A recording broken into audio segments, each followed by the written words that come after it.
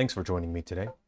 I am Jerrel, and today I want to share with you some information on how you can start making your own video games today without any prior experience. This video is for people who either want to get into game development just as a hobbyist and make some fun games just to play on your own and share with friends and other people online, or if you want to move into the more commercial side of the industry, this video is here to help. I will explain the ideal path on starting your development journey and whether or not you have any prior experience or you're just starting out and you find you're getting stuck a little bit, then I hope that I can help you today. So the most important part of learning game development is understanding how to turn your thoughts and concepts into a functional product. I'll say that again. The most important part of learning game development is learning to take your thoughts and concepts and turn them into a functional product. So what do I mean by that?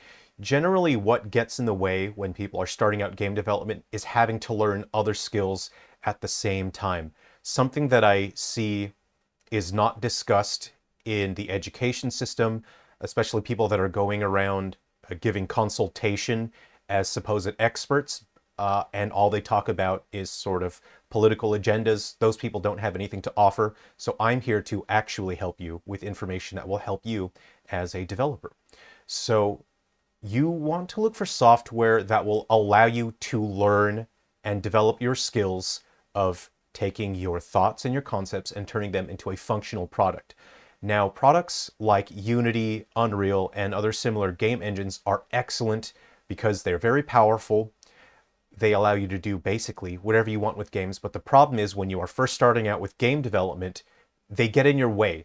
And the reason they get in your way is because you have to learn so many other skills in order to use those products. So the best thing that you can do if you're starting out learning game development is use software that is an assistive tool.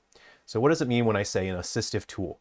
An assistive tool is a game engine that basically does all of the heavy lifting for you so that you don't have to learn coding, you don't have to do a whole bunch of art on your own. Those are all things that are very specialized skills that take a huge amount of time and effort to learn and continually improve. Even if you are an expert that's been doing this work for years and years, you still need to keep constantly improving your skills. So RPG Maker is an assistive tool in that it does all of the heavy lifting for you, and it gives you the opportunity to actually make a game and to work on your ability to take your thoughts and your concepts and turn it into a functional product.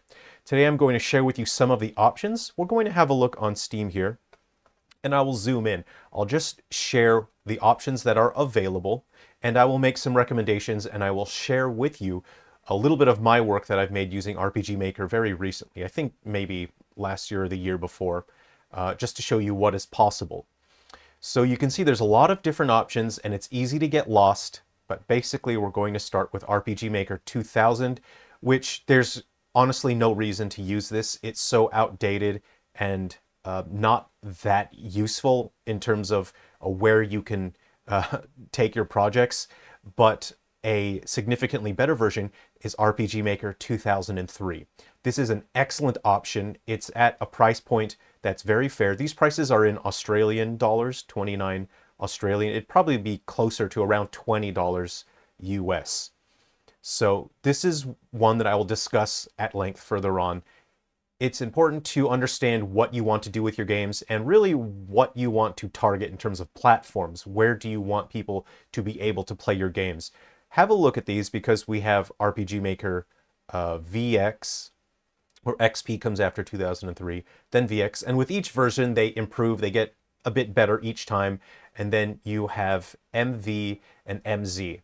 Take a look at them, open the pages, and decide for yourself to see what is appropriate, but at the end of the day they all do basically the same thing, and if you use one, your skills that you develop will be able to translate across to other versions of RPG Maker. Now, why it's so great to start with RPG Maker is because you develop your personal skills and your understanding of how to take your ideas and concepts, turn it into a functional product. And when you've developed those abilities enough, you can take that experience and you can move it across into other software, into other game development environments. And you will find that because of the experience you've gained working with a tool like this, you will have a much stronger ability to use other softwares where those softwares require you to learn other skills such as coding. So this is why this is such a great place to start. So I just want to quickly open these pages and just show you what they look like. It's very easy. Everything is menu driven. With RPG Maker games, you do not need to do any programming, but there are certainly opportunities to do some coding if you want to take those further. Again, this is an excellent place to start, and I'll go over the details why in a moment. XP is sort of a transitionary point for RPG Maker, and there isn't a whole lot of reasons. There aren't a whole lot of reasons why you would choose XP, because the other options are a bit more advanced and you can do more with them. Have a look at the description, see what's best for you, because the newer ones will let you launch on platforms like mobile devices. So you have MV, MZ, and this released in 2020. I won't discuss RPG Maker, I believe it's called Unite for Unity, because there's no point. It's not a very good product right now, and if you are going to use Unity to make an RPG, you may as well just learn Unity and don't rely on RPG Maker Unite, because that's just going to hold you back, and it's clumsy. And if you're going to use Unite, you may as well just use an RPG Maker product, which is much better than what we're seeing on RPG Maker Unite for Unity. So I would recommend against using that.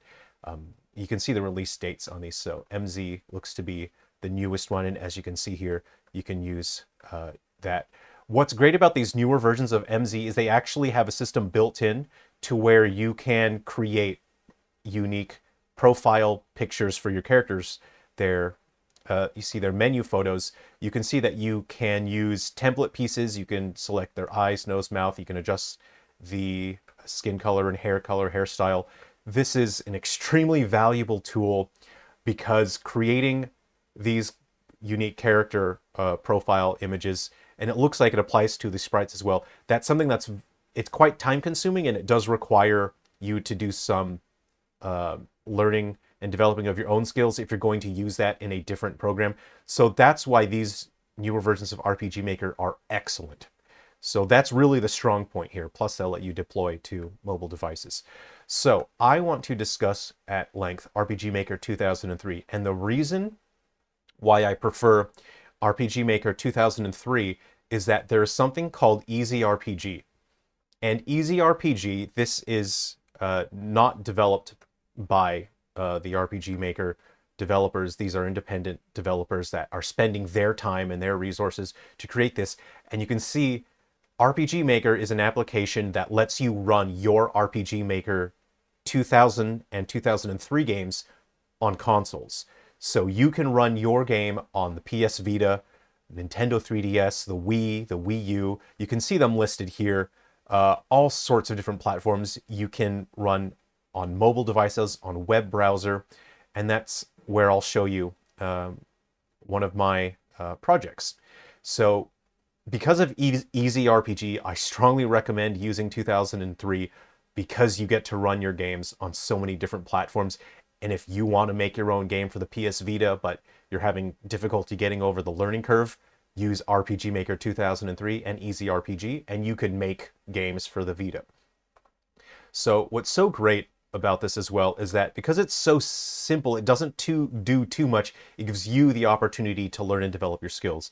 Everything is menu driven. You can define all of your characters' stats, their abilities, their weapons, but you don't have to use the battle system. You don't have to create just an RPG. You can make an adventure game where you're collecting items and solving puzzles. One of the most absolute important things that you'll learn using RPG Maker is the usage of variables and switches. And a switch is basically a component of a game where you can turn the switch off or on.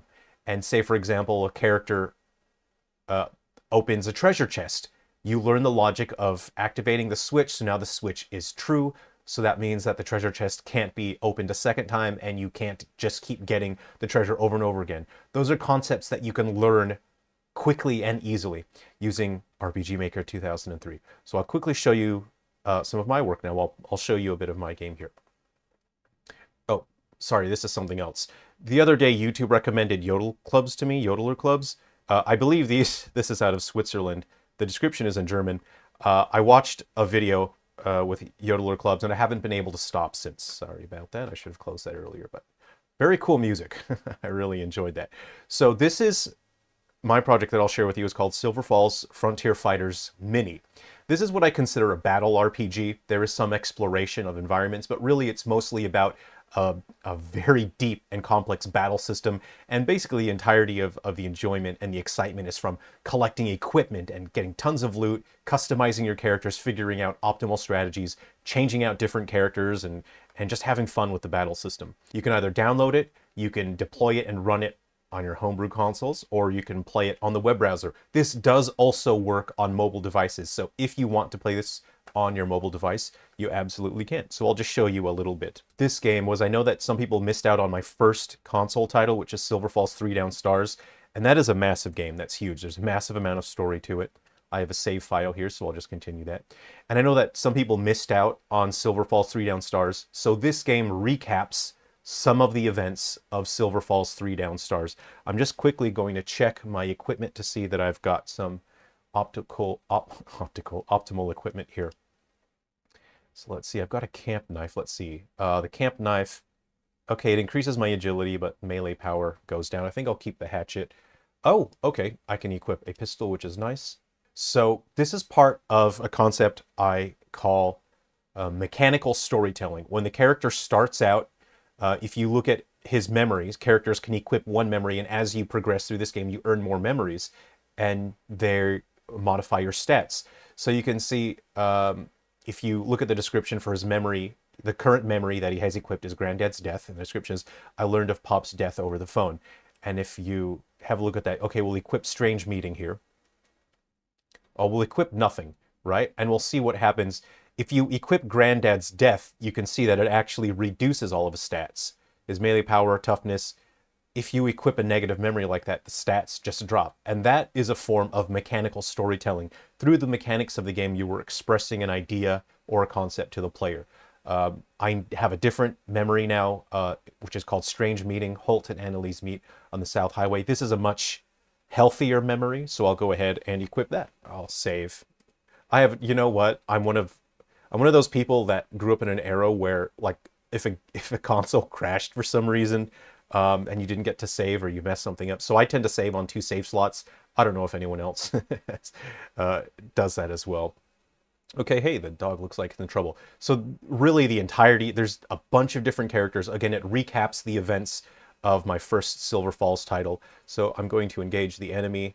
And there's so much depth to this battle system. Every character has different actions that lead to follow-ups. So on Annalise, I'm going to use a skill. I'm going to use Run. And that briefly grants access to a new skill. She can perform Rush Attack, which I think hits all the enemies. Holt, let's go ahead and do Crouch. And I think Crouch lets me counter attack. So now he's able to perform Crouch Attack. So you'll see new abilities are added to his follow-up menu. Now this is my first battle with Soldier, the German Shepherd. So I'm not entirely sure what his skills do. So you can see he has Run. He briefly, okay, so and Run speeds him up. Crouch lets you counterattack. I think I'll go Run and see what happens. It looks like he's holding a submachine gun, which is pretty cool. So I did recently equip Holt with a pistol, so I can use that. Okay, so you can see I counterattacked. Holt got hit. So Annalise now, I'm taking damage over there. So Holt is counterattacking because he's crouching. Now if I follow up, I have Rush Attack. So it's a strong close range attack and it inflicts fear. So let's see what it does. So you can see I hit both enemies. It's a pretty good way. So there are optimal ways, and I leave it up to the player to find optimal equipment or experiment with different equipment. There's different skills attached to equipment. So there's so much fun in just running missions. You know, you repeat environments and missions and you get different equipment drops. You just try and find different strategies and different ways to explore. Okay, man, I love finding equipment. Okay, I got an Urban Ninja Star, very cool. And a longbow. This is... I forgot all about this because I made this a while ago, but there's something about seeing your numbers go up. As a gamer, you love to see your numbers go up, and it's just satisfying, isn't it? I mean, I'm sure you guys, I'm sure you guys know what I mean. Here's the thing. This is what games do, right? They try to get you to talk. They try to get you to start the event. Of course you're going to go pick up the items first, right? Hunting jacket. I'm taking it. Okay, we have a scene transition, and now we are at a different part of the game. I tried to avoid spoilers with this as much as possible. So there's a linear portion of this game where it's just story, and after that, the game opens up into more of a free play style, and there's dozens and dozens of hours that you can enjoy this game, and it's about going on missions. You return to a hub campsite, you can manage your team members, you can spend your in-game currency that you earn through the battles and whatnot. You can purchase new memories, new equipment. So there's so much gameplay in this. There's a massive amount of just enjoying exploring your character's different strategies and builds that you can play with, and all different characters that you can play as. They all do something different. So anyway, this will be absolutely free. You can go ahead and check the link in the description to play this. Submachine gun. You can see my German Shepherd just fired a submachine gun, as you do. Multi-darts. I'm pretty sure this one hits all the enemies as well. So I'm getting lost in the sauce a little bit because I love video games so much. I love finding ways to bring creative and interesting ideas to people. So again, please, if you'd like to try this, it's a game that's made entirely out of passion. It's meant for fun. It's made for gamers to just have fun with. It's totally free. Go ahead and pick this up on the link in the description. You can enjoy this.